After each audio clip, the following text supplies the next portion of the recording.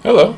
Today we're going to talk about the 5 pentatonic scales. We'll also do this in the key of C, but from the frame of reference as though we're playing A minor. And the reason behind that is A minor and C are exactly the same key. It's just that A starts on A instead of C, basically. So in C major you have C, D, E, F, G, A, and B, and then in A minor it's the same. You just start on A. Now with the pentatonic scale, it's a 5-note scale, not a 7-note scale. So as you go to play the first one, the notes are A, C, D, E, and G. So A, C, D, E, and G. No F and no B. So they get rid of the F and the B. So they omit those two, and then you have your 5-note pentatonic scale. So when we say C, we're thinking no sharps or flats. Same with A minor. So the whole point basically is that there's no sharps or flats. And form 1 will start on A, the 5th fret. So here we go. So we have 5, 8, 5, 7, that's on the A string, 5, 7, that's on the D string, 5, 7, that's on the G string, 5, 8, that's on the B string, 5, 8, that's on the E string. Now what's great about these is they're also very logical in that there's always 2 notes per string. So once you play 2 notes, you know you have to go to the next string, which is great. You also want to practice that backwards as well. Now, form 2 is going to start on the second note that you played in the first form. So, for example, if you remember, we played 5, then we played 8. So 8 will be the starting pitch for form 2. Now, as you play form 2, I think it's best to use your middle finger to start it. I think it's a little more logical, more efficient. So that will go 8, 10, 7, 10, 7, 10, and keep note of the fingering I'm using. I think this is the most efficient. 7, 9, 8, 10, 8, 10. And again, you also want to practice that backwards as well.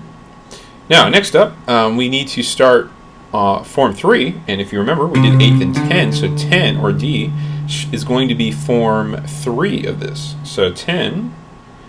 with the middle finger is what I recommend. So we're going to go 10, 12, 10, 12, 10, 12, 9, 12, then shift over to 10, 10, 12, I'm sorry, 13, 10, 13, 10, 12.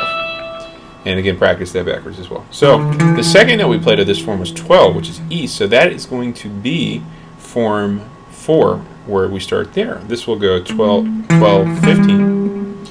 12, 14, I'm sorry, excuse me, let me take that back, 12, 15, 12, 15, not 14, so 12, 15, then 12, 14, 12, 14, 13 with the middle finger, 15, and 12, 15. That one can be confusing because you want to play form 1 there, but it's not, it's different, it's form 4. They're similar, but not the same. Alrighty, so that's that one. And then finally, you'll remember 15 was the last note we just had played, which will be the starting pitch of form 5. Now, we can play it here, or we can go back to 3 because it's the same pitch. They're both G notes. So here we go. 3, 5, 3, 5, 2, 5, 2, 5, 3, 5, 3, 5.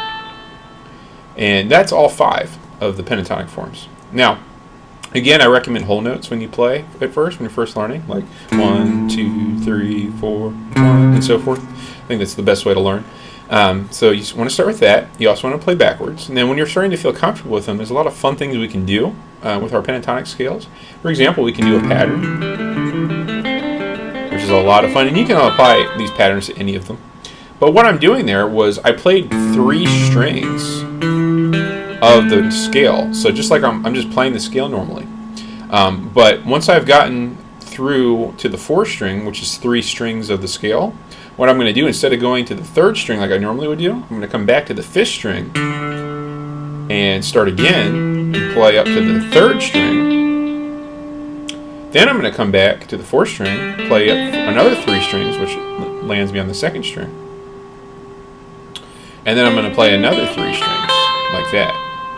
So to slow that down, that was 5, 8, 5, 7, 5, 7, come back to the A string, 5, 7, 5, 7, 5, 7, come back to the D string, 5, 7, 5, 7, 5, 8, come back to the G string, 5, 7, 5, 8, 5, 8, and then I'm going to go backwards. 8, 5, 8, 5, 7, 5, come up to the B string. 8, 5, 7, 5, 7, 5, come up to the G string. 7, 5, 7, 5, 7, 5, come up to the D string. 7, 5, 7, 5, 8, 5. And that's the pattern. And you can do this to any of the forms. You can do it to form 1. It's the same idea. I'm just doing 3 strings and coming back and so forth. You can do it, form 3 and all that. You can do it to any of the patterns. Now, another great thing is to start to connect the scales. What I mean by that is to go up 1 form and so forth.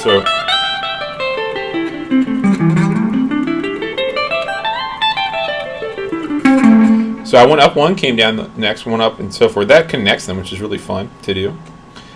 So basically what that is I just went up form 1, and I land on a C, and I come up to D, which is the next pitch.